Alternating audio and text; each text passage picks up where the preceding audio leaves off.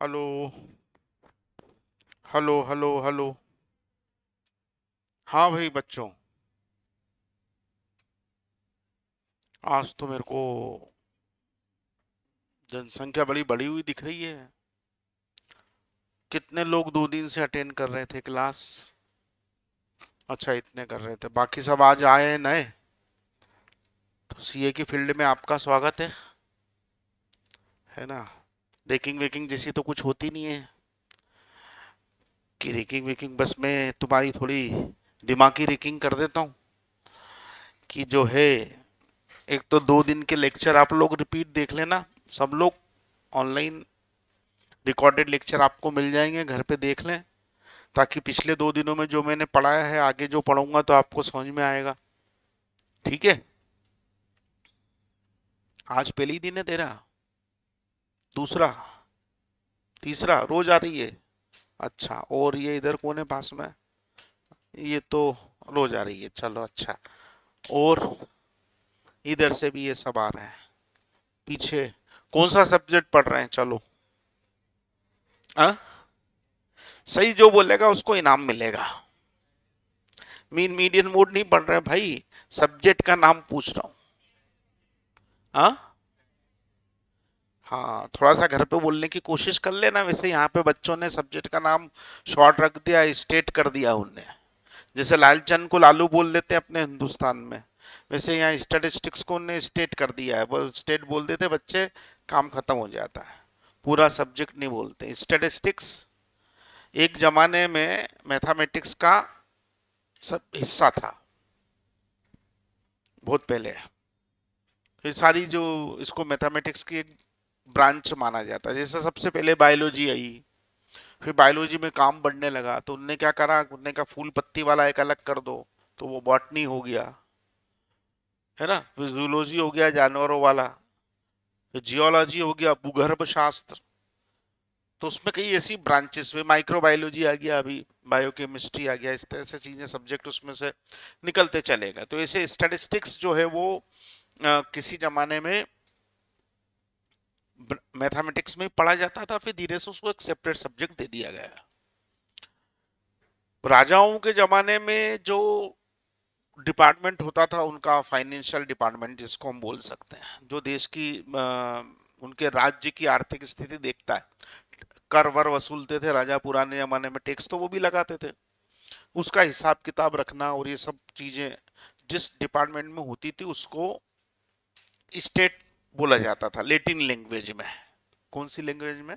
Latin में state बोला जाता था। वो स्टेट, अपने यहाँ तो स्टेट का मतलब राज्य है, वहां पे भी कुछ मिलता जुलता इसका शब्द था। तो वहां से वो स्टेट बना, स्टेट से वो स्टेटिक हुआ, स्टेटिक से वो स्टेटिस्टिक हुआ, और स्टेटिस्टिक के फिर उसमें एस और लग गया, तो वो हो गया स्टेटिस्टिक्स। एस इसलिए लग गया कि बहुत सारी मेथड्स हैं, और इस तरीके के सारा मेथड्स जिसमें कैलकुलेशन है, जिसमें डेटाबेस कैलकुलेशन है, आंकड़ों का हिसाब किताब करना पड़ता है, वो सारी मेथड कलेक्टिवली इस सब्जेक्ट में डाल दी गई। तो ऐसे करते करते स्टैटिस्टिक्स एक सब्जेक्ट बन गया। फिर उस सब्जेक्ट में भी फिर ब्रांचेस हो गई। जैसे हम पढ़ रहे हैं अभी मैथमेटिकल स्टैटिस्टिक्स होता है, हम जो अभी पढ़ रहे हैं वो मैथमेटिकल स्टैटिस्टिक्स। एक बिजनेस स्टैटिस्टिक्स भी होता है, जिसमें वो सारे टॉपिक आते हैं जो बिजनेस से रिलेटेड होते हैं। स्टैटिस्टिक्स ऐसा सब्जेक्ट है भाई, हर कहीं घुसा हुआ है। कहने को वो मैथ्स से, मैथ्स का छोटा भाई है, लेकिन प्रैक्टिकल यूटिलिटी मैथ्स की जितनी नहीं है, उससे 100 गुना ज्यादा स्टैटिस्टिक्स की प्रैक्टिकल। अपने लाइफ में, अपन डेली लाइफ में हम स्टैटिस्टिक्स का कई बार इस्तेमाल करते हैं, हमको नहीं मालूम होता है हमने स्टैटिस्टिक्स यूज कर लिया है। तो बिजनेस स्टैटिस्टिक्स बिजनेस में लगा, इंडस्ट्रियल स्टैटिस्टिक्स होता है वो इंडस्ट्री में लगता है। वाइटल स्टैटिस्टिक्स भी एक है। वाइटल स्टैटिस्टिक्स मतलब मानव जीवन संबंधित आंकड़े, हमारा जो भी हिसाब किताब सरकार के पास है, जन्म मृत्यु, death rate, birth rate, mortality rate, neonatal mortality rate, fertility rate, ये सब इस हमारे मानव जीवन संबंधित आंकड़े जहां पर पढ़े जाते हैं, उनको हम वाइटल स्टैटिस्टिक्स बोलते हैं। तो एक बिजनेस स्टैटिस्टिक्स, एक मैथमेटिकल स्टैटिस्टिक्स, एक वाइटल स्टैटिस्टिक्स, इंडस्ट्रियल स्टैटिस्टिक्स भी होता है, एस्ट्रोनॉलॉजिकल स्टैटिस्टिक्स भी है। अंतरिक्ष का। तो जहां जहां आप घुसोगे स्टैटिस्टिक्स आपको मिलेगा। इसलिए आप जब बीकॉम करोगे तो भी आपको स्टैटिस्टिक्स एक पेपर पढ़ना है, बीबीए करोगे तो भी पढ़ना है, बीए करोगे तो भी पढ़ना है, बीएससी करोगे तो भी पढ़ना है। आप कोई सी भी ग्रेजुएशन स्ट्रीम में जाओगे आपको स्टैटिस्टिक्स तो पढ़ना ही पड़ेगा कहीं ना कहीं आपका। अगर आप एमबीए करोगे तो भी आपको उसको पढ़ना है, एमकॉम करोगे तो भी पढ़ना है,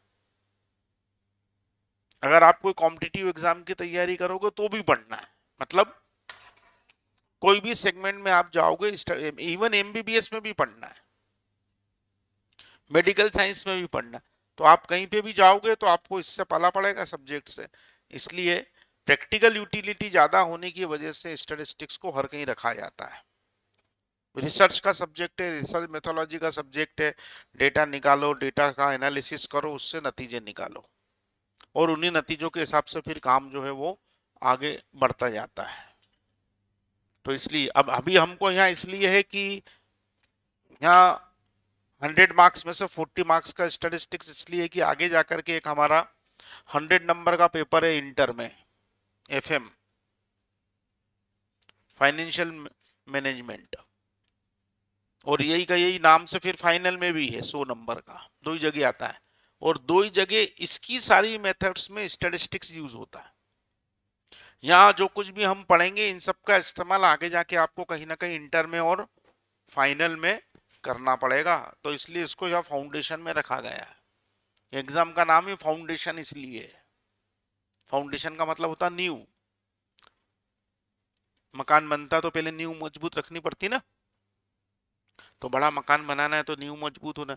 तो इसलिए अगर आपको इंटर और फाइनल में अच्छा परफॉर्म करना है तो आपको फाउंडेशन पढ़ना है, और फाउंडेशन में वो सारे सब्जेक्ट का बेसिक रखा गया है जो आगे जाके आपको काम आते हैं। अकाउंट्स आप यहाँ बेसिक पढ़ेंगे तो आगे जाके cost account, company account, advance account पढ़ पाएंगे। लॉ आप अगर यहाँ पर पढ़ेंगे तो आगे जाके आप मर्केंटाइल लॉ पढ़ पाएंगे, बिजनेस लॉ पढ़ पाएंगे, कॉर्पोरेट लॉ पढ़ पाएंगे, अदर्स लॉ पढ़ पाएंगे। ये बेसिक हो जाएगा, यहाँ प्राइमरी स्टेज में आपको यहाँ पढ़ा दिया जाएगा। अगर आप इकोनॉमिक्स यहाँ पढ़ेंगे तो आगे जाकर के आपको एसएम स्ट्रेटेजिक मैनेजमेंट में ये सब्जेक्ट काम आएगा। और अगर आप मैथ्स स्टेट यहाँ पढ़ेंगे अभी तो आगे जाकर के एफएम में ये काम आएगा। तो आगे के जो बड़े बड़े सब्जेक्ट्स हैं उसकी बेसिक तैयारी करने के लिए ये एग्जाम रखी गई है, और इसलिए उसका नाम उनने क्या रख दिया है, फाउंडेशन। समझ में आ रहा है कि नहीं आ रहा है? और उसमें थर्ड पेपर अपना है जिसका नाम है business mathematics, statistics and logical reasoning. हमेशा मैंने आपको पहले दिन भी बताया था ये 40 मार्क्स, ये 40 मार्क्स और ये 20 मार्क्स है।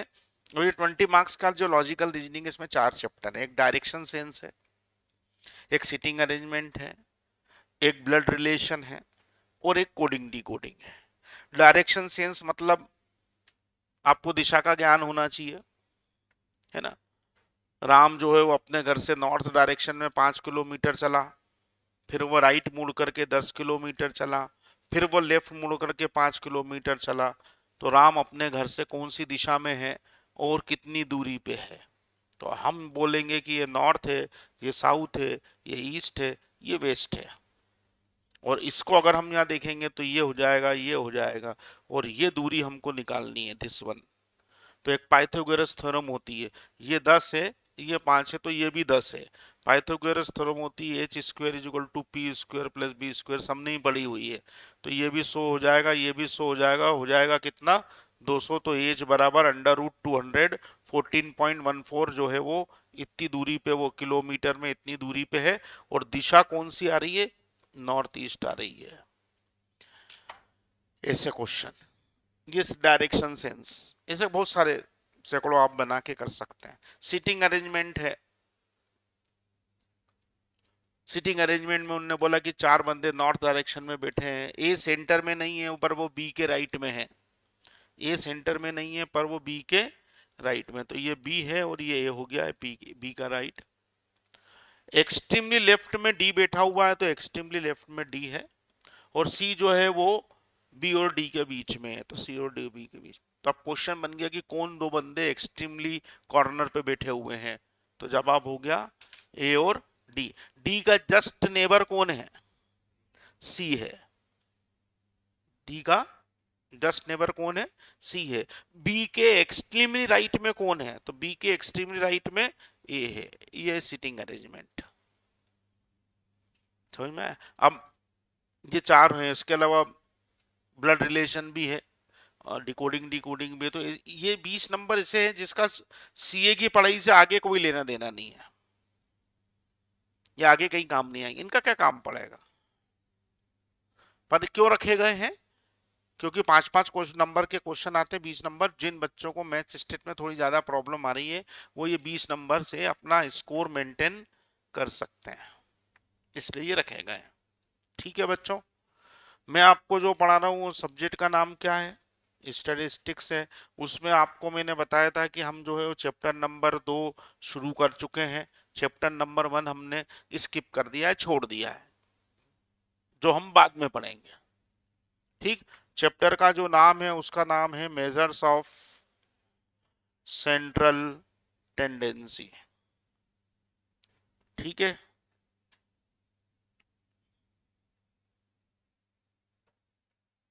अरे भैया मैं तो रोज 3 बजे ही आऊंगा, आप बोलो तो चाय वाय बनवा के लाऊं। मैंने आपका काम दो बहुत अच्छे कर दिए हैं। पूछो क्या? आप तो पूछते नहीं हो, मैं ही पूछ लेता हूँ। क्या? पहले तो 5 ही पीरियड रोज लगेंगे, 7 नहीं लगेंगे। अकाउंट्स 2 लोग अब नहीं पढ़ाएंगे, एक ही सर पढ़ाएंगे। पहले रंजन सर पढ़ाएंगे, फिर मनोज सर पढ़ाएंगे। ऐसे लॉ भी पहले सौरभ सर पढ़ाएंगे, फिर असीम सर पढ़ाएंगे। इंटरचेंज होती रहेगी। तो क्लास का लोड 7 घंटे से घट करके कितना हो गया? 5 घंटे। अब तो हंस दो कि अभी भी वैसे ही बैठोगे, मतलब तुम ऐसे रहोगे तो थोड़े दिन में तुम उधर सोओगे, मैं इधर बिछा के सो जाऊंगा। कैसे काम चलेगा? और पता चल रहा है देखने को आया तो बोले पूरी क्लास सो रही है। 7 घंटे की जगह 2 घंटे की क्लास। भाई अभी तक रिकॉर्ड तोड़ 7 घंटे क्लास लग रही थी हर बैच में, अब कितनी हो गई? 5। तो खुशी मनाओ, भगवान को धन्यवाद दो कि भैया अच्छे समय पे भेज दिया। अदरवाइज नहीं तो अभी कल तक तो कितने पीरियड लग रहे थे? 6। और एक असीम सर और मचल रहे थे, वो मेरे को भी दो मेरे को भी दो। तो अभी उनको हमने समझा दिया कि रुको अभी। तो इसीलिए जो है आप लोग अब सुबह 10:30 बजे आज आए हो, है ना? कल से 9:30 से, अभी कितनी बजे छुट्टी होती? 4, तो अब हो जाएगी कितनी बजे? 3। ठीक है, जो लोग अपने अपने साधन से पैदल या गाड़ी से या टू व्हीलर से आते आते धूप में, तो ना जाए आए बढ़िया 2 घंटे और यहाँ बैठ के पढ़े। और जब टेम्परेचर थोड़ा सा डाउन, कभी अभी और बढ़ेगा, है ना, तो ज्यादा डाउन, और आप लोग अगर एग्री कर लोगे तो और 8, 8:30 से लगा लेंगे क्लास। गर्मी के दिन है, वैसे भी नींद तो आती नहीं है, तो 8:30 से लगा लेंगे। अकाउंट की क्लास जरूर थोड़ी दिन बाद 1-1.5 घंटे की हो जाएगी, एक व्यक्ति की लगेगी, लेकिन 1.5 घंटे की लगेगी। चलिए, मेजर्स ऑफ सेंट्रल टेंडेंसी हम पढ़ रहे थे। जो लोग नए आए, तीनों साथ में ही आए हो क्या? तुम तीनों? तुम दोनों कहाँ से? इंदौर से? हाँ, थोड़ी मजबूत दोस्ती दिख रही है। और उधर उसको और पकड़ लिया तुमने, आज दोस्ती 3 हो गए। चलो, और खरगोन? हाँ, तूने पढ़े थे लेक्चर, देखे खरगोन कि नहीं देखे? देखे थे, और मैं दिखा था उस लेक्चर में कि नहीं? चलो, और बाकी जो भी लोग, भाई पीछे, मंसूर, और तेरे पड़ोस में तू भी साथ में आए? 2 ही मंसूर से साथ में आए, साथ में सामान बांधा घर वालों ने? भाई हो? अच्छा, बहुत ही अच्छी बात है। घर वाले कितना हल्का महसूस कर रहा होगा, है? तुम दोनों टेंशन को इंदौर में हमारे नाम करके घर वाले दिवाली मना रहे होंगे कि चलो रे 2 सिर दर्द खत्म हुए। मेजर्स ऑफ सेंट्रल टेंडेंसी हम पढ़ रहे थे बच्चों, ठीक? तो उसमें 5 मेजरमेंट होते हैं। मैं आपको फिर से थोड़ा सा 2 मिनट में बता देता हूँ। एक होता है मीन, एक होता है मीडियन, एक होता है मोड, एक होता है ज्योमेट्रिक मीन, और एक होता है हार्मोनिक मीन। अगर आपको वो नोट्स मिले हैं पहले दिन जो मिलते हैं उसको आप कभी समय निकाल के थोड़ा सा पढ़ लेंगे, भले ही नहीं कुछ समझ में आए, लेकिन उसको पढ़ लेंगे तो आपको अगले दिन क्लास में कुछ कुछ चीजें जो आप कनेक्ट कर पाएंगे, तो उसको पढ़ लीजिएगा।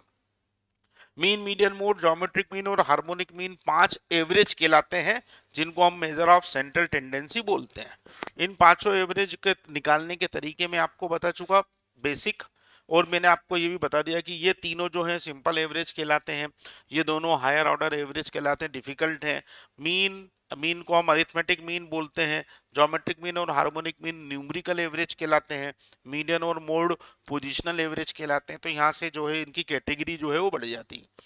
फिर आगे जाके बात निकलती कि इन पांचों एवरेज में सबसे अच्छा एवरेज कौन सा है, तो वो यूल साहब ने तय कर दिया कि सबसे अच्छा एवरेज जो है वो कौन है, अरिथमेटिक मीन है। इसके लिए उन्होंने 5 प्रॉपर्टीज डिफाइन करी।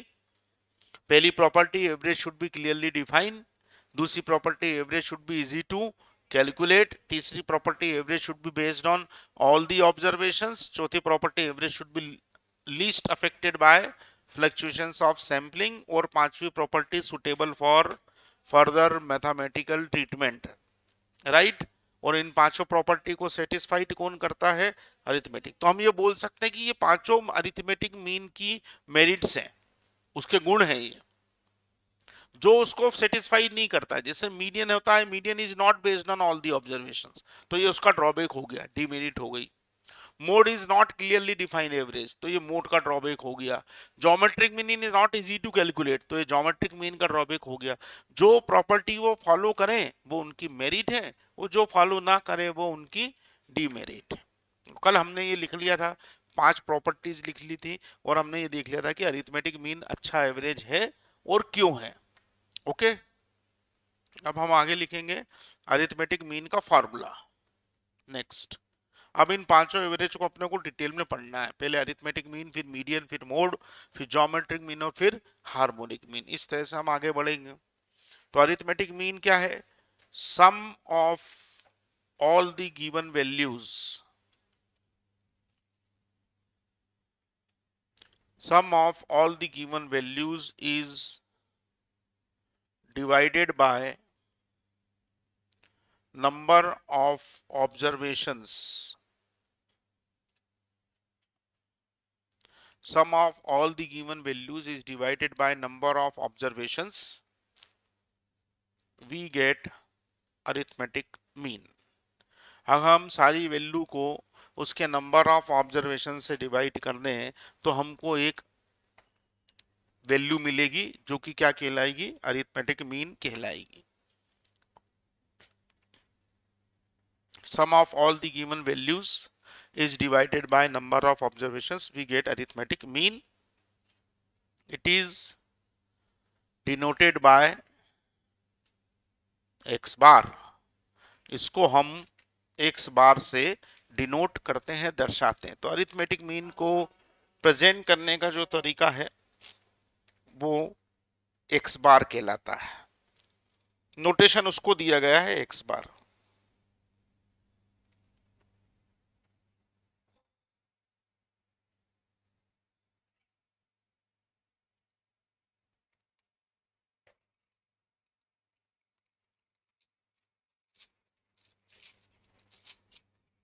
ठीक है, लिख लिया सबने। चलिए आगे बढ़ते हैं, अब बात करते हैं फॉर्मूले की।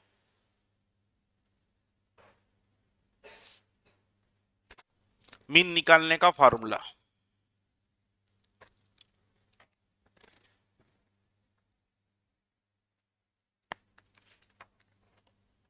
कल मैं आपको बता रहा था कि एक वेरिएबल होता है x, उसकी बहुत सारी वैल्यूज होती हैं। भाई वो वेरिएबल क्यों है, क्योंकि उसकी बहुत सारी वैल्यूज हैं। एक ही वैल्यू होगी तो वो कांस्टेंट हो जाएगा, फिर तो कहानी खत्म हो गई। एक वैल्यू का क्या करना, ना मीन निकलेगा, ना मीडियन निकलेगा, ना मोड निकलेगा। तो वेरिएबल है और उस वेरिएबल की बहुत सारी वैल्यूज हैं, और उन वैल्यूज को जब हम प्रेजेंट करते हैं, लिखते हैं, जैसे ये x एक वेरिएबल है तो उसकी वैल्यूज है 5, 7, 10, 6, 4। तो ये उसको लिखने का तरीका हो गया, और इस तरीके को हम बोलते हैं डिस्ट्रीब्यूशन। क्या बोलते हैं, डिस्ट्रीब्यूशन।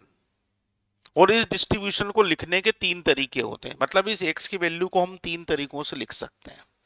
एक तरीका होता है डिस्क्रीट डिस्ट्रीब्यूशन, जैसा कि ये लिखा हुआ है बोर्ड पे। एक तरीका होता है डिस्क्रीट फ्रीक्वेंसी डिस्ट्रीब्यूशन। क्या होता है? डिस्क्रीट फ्रीक्वेंसी डिस्ट्रीब्यूशन, उसमें फ्रीक्वेंसी आ जाती है। और एक तरीका होता है कंटिन्यूअस फ्रीक्वेंसी डिस्ट्रीब्यूशन। एक डिस्क्रीट फ्रीक्वेंसी डिस्ट्रीब्यूशन, एक कंटिन्यूअस फ्रीक्वेंसी। अब इन तीनों तरीकों से कैसे क्या है वो अभी आपको मैं एग्जांपल से समझा दूंगा, पर डेटा को प्रेजेंट करने के ये तीन तरीके आमतौर पर कॉमनली यूज किए जाते हैं। तो हमको इन तीनों तरीकों में मीन का फार्मूला लिखना है। मीनिंग में कोई चेंज नहीं होगा, लेकिन जिस हिसाब से हमको डिस्ट्रीब्यूशन दिया जाएगा उस हिसाब से हमको कैलकुलेशन करना पड़ेगा। तो सबसे पहला जो डिस्ट्रीब्यूशन होता है वो होता है कौन सा? डिस्क्रीट। तो हम लिखेंगे for discrete distribution. Discrete distribution के लिए formula x bar is equal to summation of x upon n। Summation का साइन तो सबने देखा ही होगा।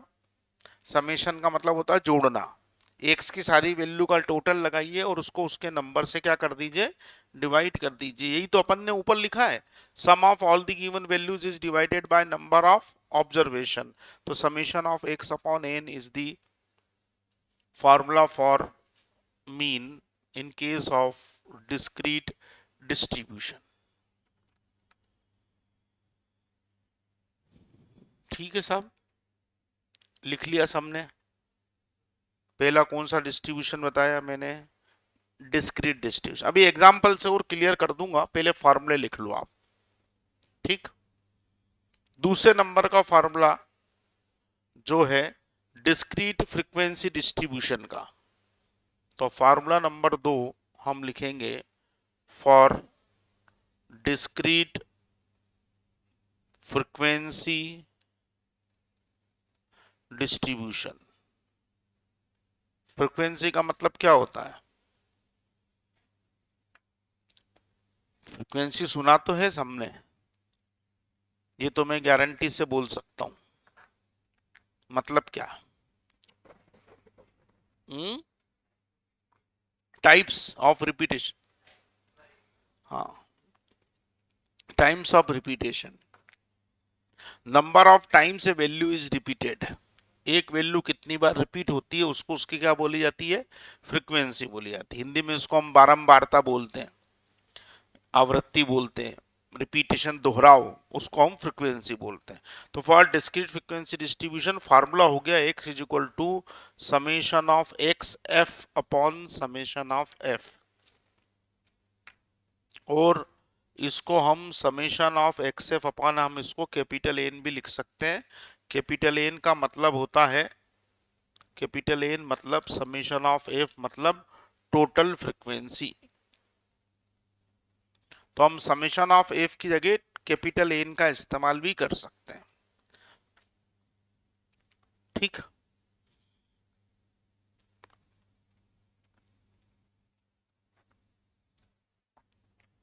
ये हमने कौन से डिस्ट्रीब्यूशन का फार्मूला लिखा? डिस्क्रीट फ्रीक्वेंसी डिस्ट्रीब्यूशन का फार्मूला लिखा। तीसरे नंबर पे continuous frequency distribution. Continuous frequency distribution,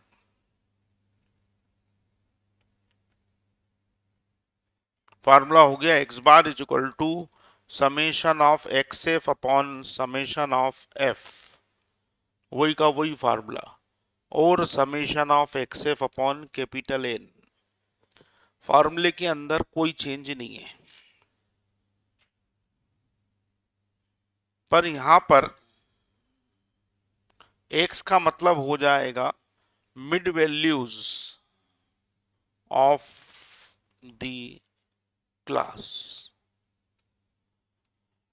x का मतलब mid values of the class. Class interval में वैल्यूज दी जाएंगी और x उसकी क्या होगी? मिड वैल्यू कहलाएगी। क्योंकि x हमको यहाँ मालूम नहीं होते हैं, तो x को हमको मिड वैल्यू के रूप में कंसीडर करना पड़ता है। अभी तीनों चीजें एग्जाम्पल से मैं आपको क्लियर कर देता हूं। ठीक, सबने लिख लिया हो तो बताना भैया, कुछ समझ में नहीं आ रहा हो तो बताना। ये लिखा है कंटिन्यूस, ये लिखा है फ्रीक्वेंसी, ये लिखा है डिस्ट्रीब्यूशन। ओके बच्चों, चलिए एग्जाम्पल नंबर 1 पे आते हैं। एक डिस्क्रीट डिस्ट्रीब्यूशन का एग्जाम्पल है, वो example number 1। Calculate mean of the given data. दिए गए डेटा का मीन निकालिए। Calculate mean of the given data, और वैल्यूज दे रखी है 5, 7, 8, 10 और 15। जब भी हमको इस तरह से वैल्यू लिख करके दी जाएगी तो ये कहलाएगा डिस्क्रीट डिस्ट्रीब्यूशन। क्या कहलाएगा? डिस्क्रीट। तो डिस्क्रीट में तो आप सीधे सीधे क्या करोगे, पांचों वैल्यू को जोड़ करके 5 से डिवाइड कर दोगे। X bar is equal to summation of x upon n, यानी कि 5 plus 7 plus 8 plus 10 plus 15 is divided by 5। कितना हो जाएगा ये? 45। 45 इज डिवाइडेड बाय 5 करेंगे तो आंसर कितना आ जाएगा? 9। ये मीन हो गया सब। 5, 7, 8, 10 और 15 का मीन कितना आ रहा है? 9 आ रहा है। ये कौन सा डिस्ट्रीब्यूशन कहलाएगा? डिस्क्रीटेशन। डिस्क्रीट का मतलब समझ में आ गया सबको? आ गया हो तो जवाब दे दें, ना हो गया तो जवाब दे दें। ज़्यादा अच्छे से जवाब देंगे तो हो सकता है क्लास 5 मिनट पहले छूट जाए। धीरे धीरे जवाब दे देंगे ही नहीं तो हो सकता है क्लास और 10 मिनट लेट तक मेरे को पढ़ाना पड़े। नुकसान कम बोलने में ज़्यादा है, बोलने में कम है। इसलिए जो है सभी लोग आंसर दें। लिख रहे हैं कि नहीं बराबर कॉपी में? ये ऐसी आवाज़ आनी चाहिए, लगे टीचर को कि हाँ भैया पढ़ा रहा हूँ, ऐसा लग रहा है। नहीं तो मैं ही बाजार से 10-20 घेर के ले आया, ला के बिठा दिए और अब जबरदस्ती उनसे कह रहा हूँ कि मेरे से पढ़ो, है ना। जबकि सीन ऐसा नहीं है, सीन तो उल्टा है। आप आए हो खुद ही, मेरा तो कोई आदमी नहीं आया था घर पे, अरे दरवाजा खटखटा के भेज दो पढ़ने। एक आदमी फुर्सत में घूम रहा है, उसको पढ़ाना है ना, पढ़ना आपको ही है। तो इसलिए जो है मेहरबानी करके सब लोग जवाब देते चले। पहला कौन सा डिस्ट्रीब्यूशन हो गया? डिस्क्रीट। दूसरे नंबर का एग्जाम्पल नंबर 2। ऑनलाइन वालों को भी लिखने की रखी है, बोलने की नहीं रखी है, क्योंकि बोलोगे तो सुन ही नहीं देगा, लेकिन लिखोगे तो जरूर से दिखेगा मेरे को। दिव्य कोठारी जी, विशाल गौर जी और इशिका चौहान जी। इशिका जी आपको समझ में आ रहा है कि नहीं आ रहा? आप ये बताओ, मेरे को सबसे ज्यादा चिंता आपकी हो रही है। तो ऐसा है कि ऐसी व्यवस्था नहीं हुई अभी कि आप उधर से पत्थर फेंको और इधर मेरे को लग जाए, नहीं तो अभी तक 10-20 पत्थर आपने मेरे को मार दिए होते हैं। भगवान ने बचा रखा है। चलिए आगे बढ़े। अभी क्या है, कैसे हुआ तुम लोगों का एकदम सीए करने का मूड कैसे बन गया?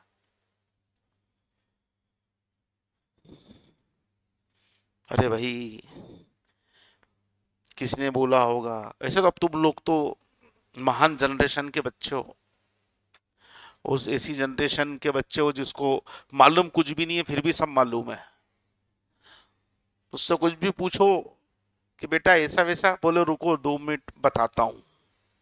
उसके हाथ में भगवान ने, हम जब छोटे थे जब ये क्रांतिकारी चीज नहीं आई थी तो हम लोग ऐसा सोचते थे कि यार ऐसी चीज होना चाहिए कि उसको बोलो यार इसका आंसर निकाल दे तो निकाल दे। अरे यार ये कैलकुलेशन कर दे, पैसे का हिसाब लगा दे तो लगा दे। अरे यार घड़ी टाइम देखना हो तो दिखा दे। अरे यार फोटो लेना है तो फोटो ले ले। कितनी अच्छी चीज है यार। मेरी भगवान से एक ही शिकायत है बस, कि या तो 20 साल बाद पैदा करता या इसको 20 साल पहले बना देता। हाँ कि ना? थोड़ी बहुत जवानी हमारी भी सुधर जाती। अब तो डायरेक्ट मैसेज मैसेज पे बात हो जाती है ना। हमारे जमाने में चिट्ठी लिख को, दो दोस्त को चिट्ठी लिख के दी कि ले जाके लड़की को दे देना, उसने मेरा नाम काट के अपना नाम लिख दिया, चोट हो गई। बेईमान दोस्त। तो चिट्ठी उट्ठी के युग से अब आप इतने अच्छे, तो आप लोगों ने कुछ ऐसा विचार आया होगा आपके मन में कि यार सीए करें, जबकि आपको दुनिया ने ये बोला होगा कि कठिन कोर्स है। बोला कि नहीं बोला?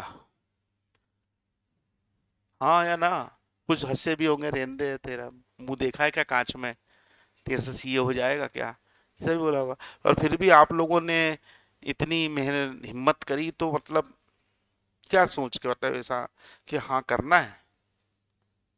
अरे बोलो यार, अब इसमें भी तुम मतलब, या तो बोल दो कि सर हम बोलेंगे नहीं, आप तो सूरत से ही समझ लेना कि हम क्या कहना चाहते हैं। क्या हुआ फिर खरगोन में घर पे मीटिंग बैठी है? हुई क्या मीटिंग की नहीं हुई? कि तूने ही बोल दिया कि मेरे को सीए करना है?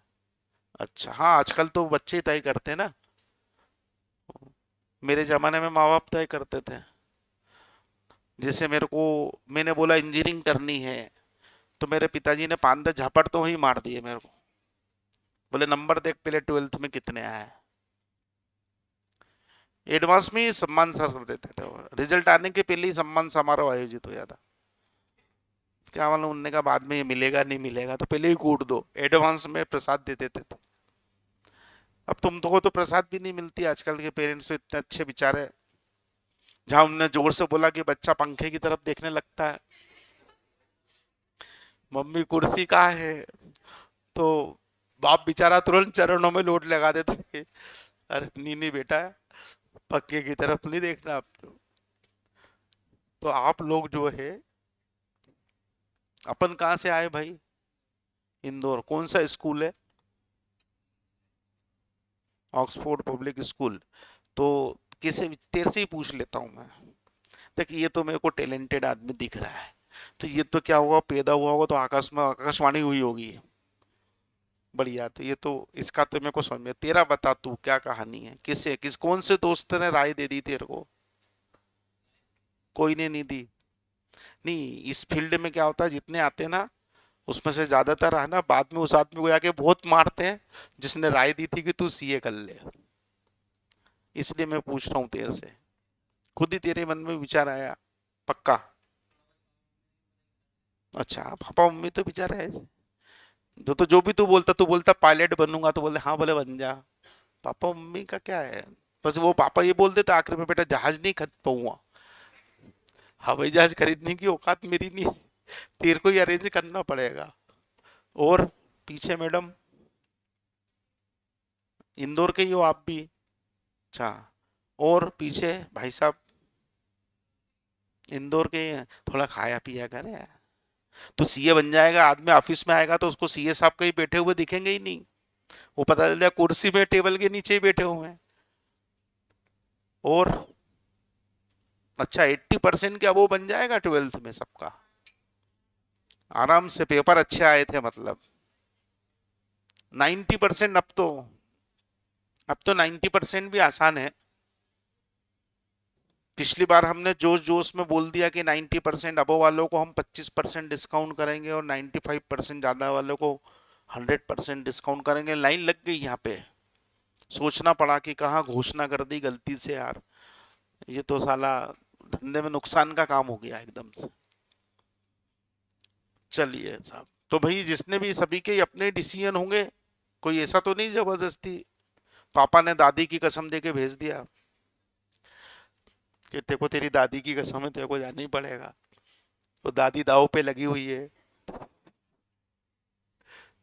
ऐसा तो नहीं है ना? चलो, अच्छा यार। अगला क्वेश्चन, कैलकुलेट अरिथमेटिक मीन। पहला वाला जो था वो डिस्क्रीट डिस्ट्रीब्यूशन का एग्जाम्पल था, दूसरा वाला अरिथमेटिक मीन, एक्स और एफ निकालना है। एक से 2, 4, 6, 8 और 10 ये वेरिएबल है। यहां हमको बोला जा रहा है कि वेरिएबल की कितनी वैल्यू है? 5 वैल्यू है। पहले वाले में भी 5 थी, टोटल 5 थी। यहां पर x की 5 वैल्यू हो सकती है, 2, 4, 6, 8 और 10, जिसमें से 2 रिपीट हो रही है 5 बार, 4 रिपीट हो रही है 7 बार, 6 रिपीट हो रही है 10 बार, 8 रिपीट हो रही है 4 बार और 10 रिपीट हो रही है 2 बार। रिपीट हो रही है वैल्यूज। तो अब टोटल वैल्यूज कितनी हो गई? 5 और 7 12, 12 10 22, 22 और 6 कितने हो गए? 28। ये टोटल फ्रीक्वेंसी आ गई अपनी, कैपिटल ए ना गया ये। आपको 5 वैल्यू का मीन नहीं निकालना है, आपको 28 वैल्यू का मीन निकालना है, जिसमें 2 रिपीट है 5 बार, 4 रिपीट है 7 बार, 6 रिपीट है 10 बार, 8 रिपीट है 4 बार और 10 रिपीट है 2 बार। तो कैसे निकालें? जोड़ना तो पड़ेगा, तो इनका अपन मल्टीप्लाई कर देते हैं। 2 को 5 बार जोड़ेंगे तो टोटल कितना आएगा? 10। 4 को 8 बार जोड़ेंगे तो टोटल 28। 6 को 10 बार जोड़ेंगे तो 60, 8 को 4 बार जोड़ेंगे तो 32 और 10 को 2 बार जोड़ेंगे तो 20। और इनका भी टोटल लगा देते हैं, तो ये हो जाएगा 8 और 2 10, 0, 2, 4, 10, 13, 15, 150।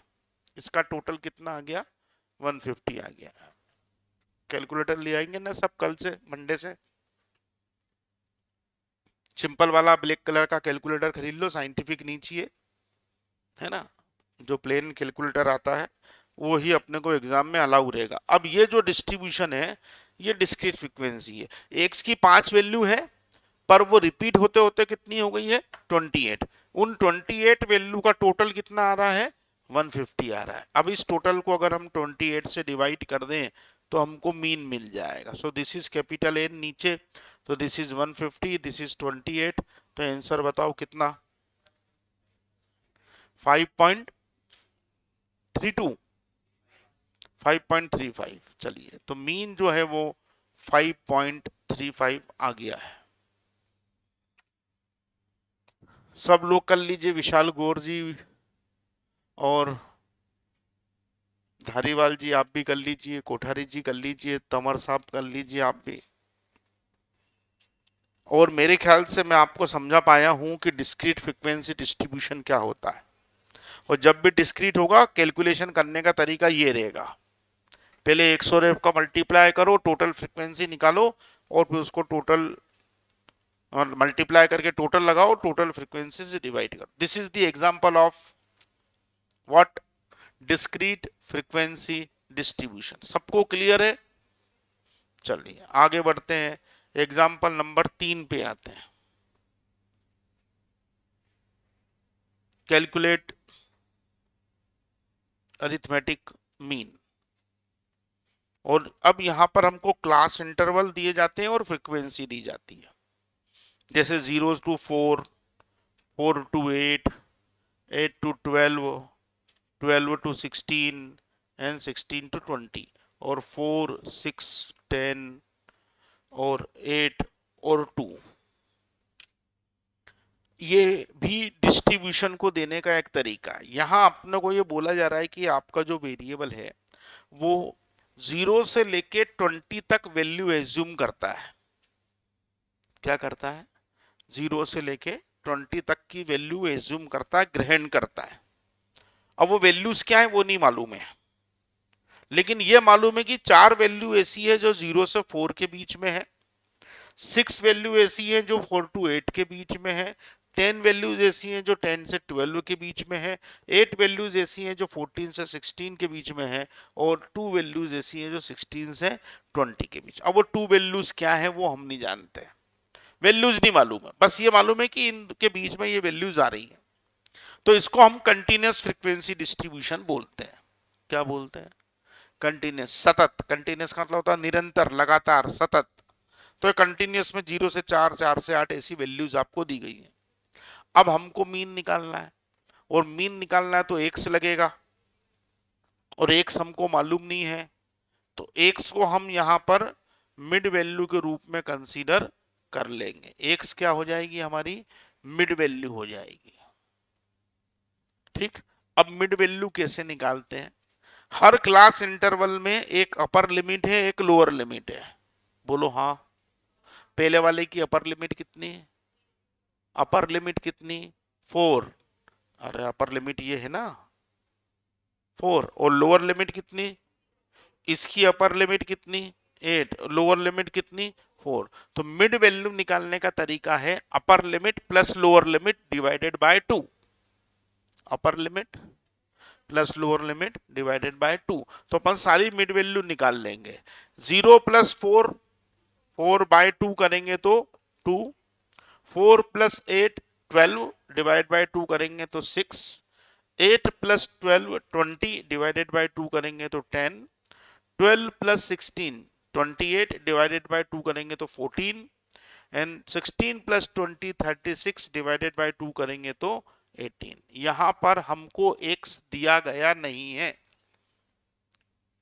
x को हमको एज्यूम करके निकालना है, फाइंड आउट करना। Upper limit plus lower limit divided by 2 करके मिड वैल्यू आ गई। अब हम x और f का मल्टीप्लाई कर देते हैं। तो 4 इंटू 2 कितना 8, 6 into 6 36, 10 into 10 100, 14 into 8 112, and 18 into 2 36। इसका टोटल लगा लीजिए, फ्रीक्वेंसी का टोटल लगा लीजिए। फ्रीक्वेंसी का टोटल तो 30 आ रहा है। एक्स और एफ के मल्टीप्लाई का टोटल देखिए कितना आ रहा है 292। चलिए तो 292 इज द टोटल। एक्स और एफ का मल्टीप्लाई करा और टोटल लगा दिया तो 292 आ गया, सबका आ गया। तो मीन का फार्मूला लगा देंगे summation of x f upon summation of F यानी कि कैपिटल एन। तो 292 is divided bye 30, so answer is 9.73। Continuous frequency distribution में मीन निकालना आपको समझ में आया या नहीं आया, ये बता दो आप सब मेरे को। जब ऐसा क्वेश्चन आ गया कि एग्जाम में 1 नंबर का तो करेंगे कि नहीं करेंगे। Mean, mean is very basic measurement, mean के बिना कुछ नहीं है, इसलिए मीन को समझ के चलना पड़ेगा। आगे सारे जो मेथड्स है वो मीन पे टिकी हुई है, कुछ भी करेंगे पहले मीन निकालना पड़ेगा। तो 3 प्रकार के डिस्ट्रीब्यूशन मैंने आपको बता दिए। Number 1 is discrete, number 2 is discrete frequency, number 3 is continuous frequency. सारे एवरेज पांचों, arithmetic mean, median, mode, geometric mean, harmonic mean, हमको इन तीनों डिस्ट्रीब्यूशन में पढ़ना पड़ेंगे। तीनों डिस्ट्रीब्यूशन में मीन का मीनिंग चेंज नहीं हो रहा है। मीन की डेफिनेशन बोलती है कि सारी वैल्यू का टोटल लगा करके उसको नंबर से डिवाइड कर दो। हम तीनों जगह यही कर रहे हैं कि टोटल लगा रहे हैं और टोटल नंबर से डिवाइड कर रहे हैं, लेकिन करने का तरीका हमारा हर जगह बदलता जा रहा है क्योंकि डिस्ट्रीब्यूशन बदलता जा रहा है। अगर डिस्ट्रीब्यूशन डिस्क्रीट है तो हम उसको इस तरह से लेके चलेंगे, अगर डिस्ट्रीब्यूशन फ्रीक्वेंसी के साथ दिया है तो उसको इस तरह से लेके चलेंगे, और क्लास इंटरवल में अगर दे रखा है तो उसको इस तरह से लेके चलेंगे। मिड वैल्यू निकालना फिर यहाँ पे कंपलसरी हो जाएगी, बिना मिड वैल्यू निकाले अपना काम नहीं चलेगा। समझ में आ रहा है कि नहीं आ रहा है? चलिए होमवर्क का क्वेश्चन लिखिए। Calculate arithmetic mean. Arithmetic mean को कैलकुलेट करिए। क्लास फ्रीक्वेंसी, क्लास दे रखी है 0 to 10, फिर 10 to 20, फिर 20 to 30, फिर 30 to 40 एंड 40 to 50। और फ्रीक्वेंसी दे रखी है 10, 12, 15, 8 एंड 5। होमवर्क का क्वेश्चन एक सिंपल सा दे रहा हूं, कर पाएंगे कि नहीं कर पाएंगे? ठीक है, और नोट्स तो सबको मिल गए ये वाले। पहले ये इसी व्यवस्था की गई है कि भाई जब स्टूडेंट पहले नहीं आता 4-5-6 दिन तक उसकी क्लास चलती है, फीस पे वो करता नहीं है, फीस पे नहीं करता, नोट्स नहीं मिलते हैं, तो इसलिए तब तक उसको किसी चीज से पढ़ना है तो इसलिए ये नोट्स प्रोवाइड किए जाते हैं जिसमें हर टीचर का वो वाला चैप्टर है जिससे वो पढ़ाना शुरू करता है। तो मेरा चैप्टर भी आपको उसमें मेजर ऑफ सेंट्रल टेंडेंसी मिलेगा, तो आप उसको पढ़ें। थ्योरी उसमें काफी लिखी हुई है, जैसे मीन मीन के मेरिट्स डिमेरिट्स और यूजेस, मीडियन के मेरिट्स डिमेरिट्स और यूजेस। ये मैं क्लास में नहीं लिखूंगा, लेकिन इसको मैं आपको समझा जरूर दूंगा कि क्या मेरिट्स हैं क्या डीमेरिट्स हैं। लेकिन लिखने का इतनी थ्योरी अगर अपन लिखने बैठेंगे तो अपना कोर्स बहुत लंबा खिंच जाएगा, इसलिए वो दे दी गई है। उसमें से काफी सारे क्वेश्चंस एग्जाम में बैठ जाते हैं, एज इट इज आ जाते हैं। अभी जस्ट जो जनवरी एग्जाम हुई, अभी मैंने कल ही 40 में से 22 क्वेश्चन ऐसे गिनाए हैं जो सीधे सीधे या तो क्लास के नोट्स में से या पिछले एग्जाम जो हुई हैं जिसको हम पास्ट एग्जाम क्वेश्चन बोलते हैं, उसमें से उन्होंने उठा के ऐसे ही रख दिए हैं। उसमें कोई चेंज नहीं करा है, क्लास में करे हुए क्वेश्चन भी आ गए। तो 40 नंबर के सिलेबस में से 22 के क्वेश्चन अगर एज इट इज आ जाते हैं, वो बहुत बड़ी बात होती है। ठीक है, तो थ्योरी वाले नोट्स जरूर पढ़ें आप। मैंने आपको कल ही बता दिया है 40 में से लगभग 30 नंबर के थ्योरेटिकल क्वेश्चन आएंगे। 10 क्वेश्चन ऐसे होंगे जिसमें आपको कैलकुलेटर का इस्तेमाल करना पड़ेगा, 40 के 40 में नहीं करना है।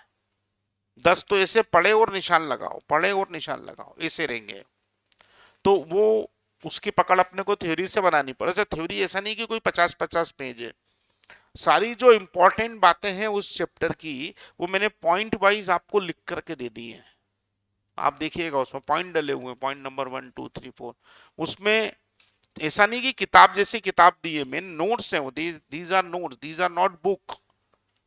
ये नोट्स हैं। ये मैं एक पहले क्लास में लिखवाता था कई साल पहले, 15 साल पहले।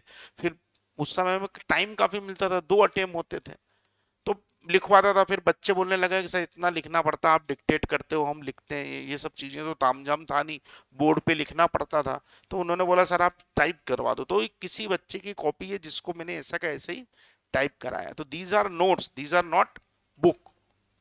और इसमें सारे की पॉइंट्स आपको मिल जाएंगे और इसके बाहर क्वेश्चन नहीं जाएगा, इसकी मेरी गारंटी है 101%।